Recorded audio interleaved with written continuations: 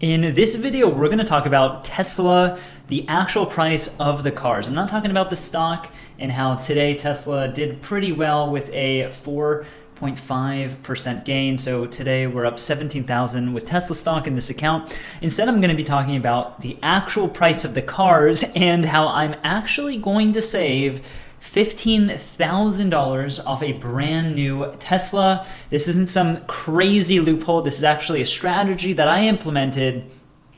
Well, it's kind of a loophole. You'll just have to watch. So before we talk about this, I want to talk about why the prices of Teslas just keep on going up. So here is a really handy dandy kind of like price tracker. This is by Tesla Daily, who I recommend for better videos than me for Tesla videos specifically. But here's the Model 3 and the Model Y. What you're going to see is ever since the start of 2021, the green means basically the price has gone up. So prices have just been going up and up. So the week of May 1st, and we'll talk about today's prices, it was at $39,490 for the Model 3. So almost $40,000, starting off at $38,000. The low is $37,000. There actually was an off-market Model 3. I'm not sure if you can still call in and ask for it, but it was $35,000. They probably don't have that anymore, but they did have it. And the prices just keep on going up. And the same thing with the Model Y. If you look at the long range, it was under $50,000 with a low of $49,000, and it just kept on going up. Now it's at $51,490. It's actually higher than that. I'll talk about the actual prices, but the savings of $15,000 that I'm going to have is on the Model Y. So I'm going to actually have a fully loaded Model Y with a savings of around $15,000. I'm going to talk to you. I'm going to show you how I'm doing that. So first off, what's causing these price fluctuations? So there's three things. Now, the first thing is a chip shortage. So you probably have heard about this. In Q1, we were able to navigate through global chip supply shortages by pivoting extremely quick. But basically, the supply chain has been Tesla's biggest issue. They were saying this in the Q1 call, especially microcontroller chips. Never seen anything like it. It's the fear of running out is causing every company to over order, like toilet paper shortage, but at an epic scale. Now, the important thing about this, if you're a Tesla investor, is that it's not a long-term issue, right? So as investors, what we typically do is we look at things that were oversold because of short-term issues, and then we buy in as longer-term investors because it didn't change any of the long-term fundamentals. So that's one reason why prices have kind of increased over time. And just since the beginning of the year, it's increased pretty significantly, thousands and thousands and thousands of dollars. So that is one. Now, the second one, I think, maybe it's a little controversial, but I'm pretty sure this is what's happening too. Tesla is kind of using the chip shortage a little bit as an excuse. I think that Tesla is also preparing for the EV proposal that would boost the $7,500 tax credit by $2,500 for vehicles assembled in the US.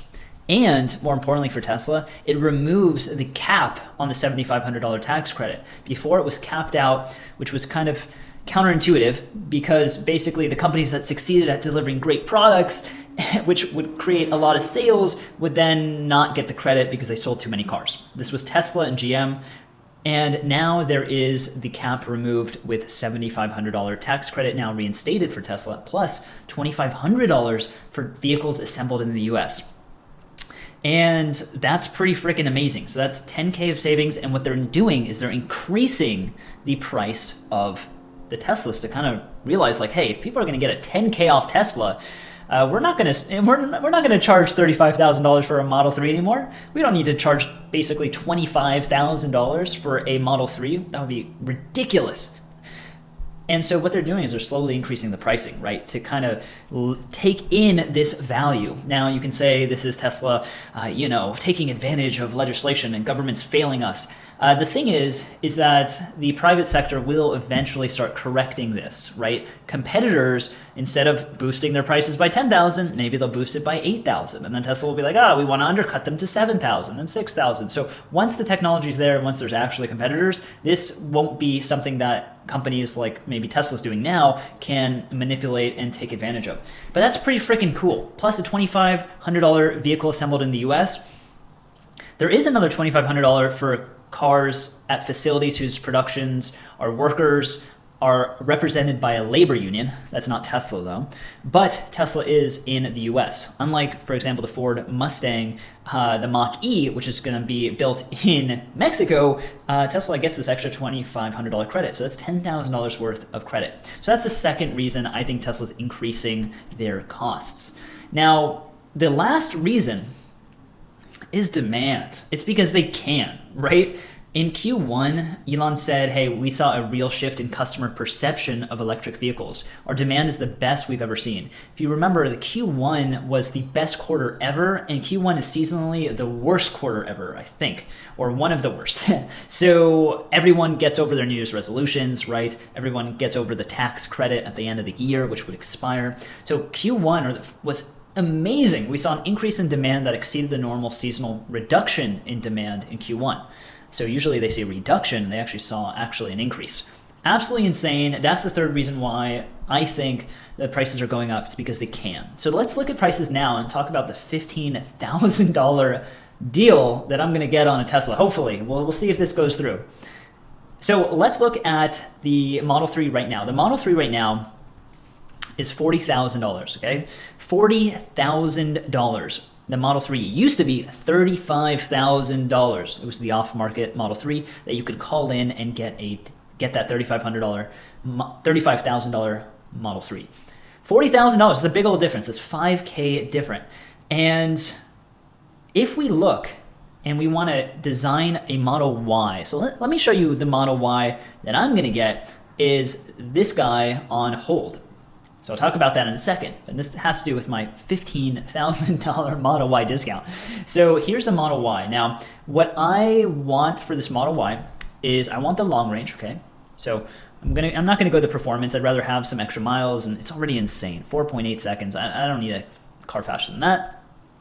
So long range, I'm gonna get the black, instead of the white, because it's all blacked out anyway with the handles and all of that. The trim is already blacked out, so I like the black on black look. I kind of have the white on black look right now, which is also really cool. I want the upgraded wheels, so I get that black on black look, and so that's an extra $2,000, and I'm going to get the full self-driving at $10,000, and so my Model Y, the purchase price, which is actually this is actually showing the purchase price after a $1,500 clean fuel reward, is $63,490. So what it would be if you're not in California is $65,000 purchase price. All right, $65,000 purchase price, and instead of $65,000, I'm gonna pay, get this, $58,500 for the exact same car. So that is a savings of $6,500 off of the regular price. So that's $6,500 off the regular price. And how am I doing that? It's because I locked in this car. I locked in this car when the full self-driving was cheaper and when the actual price of the car was cheaper. And so it locks you in. So that is what I recommend you do if you're interested in getting a Tesla, is you lock it in with a $100 order fee, okay? So this is a non-refundable order fee, so I want you to note that, but it's $100. So if you're serious about getting a Tesla, you could save thousands and thousands, in my case, $6,500 by getting a Tesla for a $100 risk. So $100 risk could save you thousands and thousands. So $6,500 is what I'm saving off of the regular price of the Tesla. Plus, I am waiting. If you saw, I'm actually putting this on hold until September 6th. And hopefully by then we have the new legislation that allows us for this EV credit. And hopefully it has no cap on the income. So that might be an issue. But hopefully we have the credit by then. If not, what I'm going to do is I'm going to delay it. That's what I've been doing ever since I put in the order. I've been just delaying and delaying. They call me and say, hey, you know what? Can we do it in a couple months? Can you put me back on hold? So that's what I've been doing. It's saving $6,500. And then if we include the boost of $7,500 plus $2,500, so that is going to be a $10,000 difference. So $16,500 off a Tesla fully loaded. And there you go. Hopefully this all works out well, the legislation passes, and I'll be saving $16,500 off a brand new Tesla Model Y fully loaded. I'll be making videos with this process, but I highly recommend if you're interested in getting a Tesla. I even did this with the Cybertruck, even though I have no desire to have the Cybertruck at this moment. But hey, maybe I will in the future. Or hey, maybe I'll sell it to a friend or figure it out somehow. But I put down a $100 deposit on the Cybertruck already. That has saved me, I believe, $2,000 than the current Cybertruck cost, because full self-driving has now changed as well in the price, and you are locked in at the full self-driving price. But Tesla is trying to get me to buy this car. They've been calling, they've been hustling, and I keep delaying because I want to get that EV incentive as well. So thanks so much for watching. Hopefully you got some value out of this. Again, when Tesla pre-orders, also you're locking in the car sometimes with a refundable deposit. So that's it. Hopefully this was interesting. Subscribe, and I'll talk to you soon. See you later.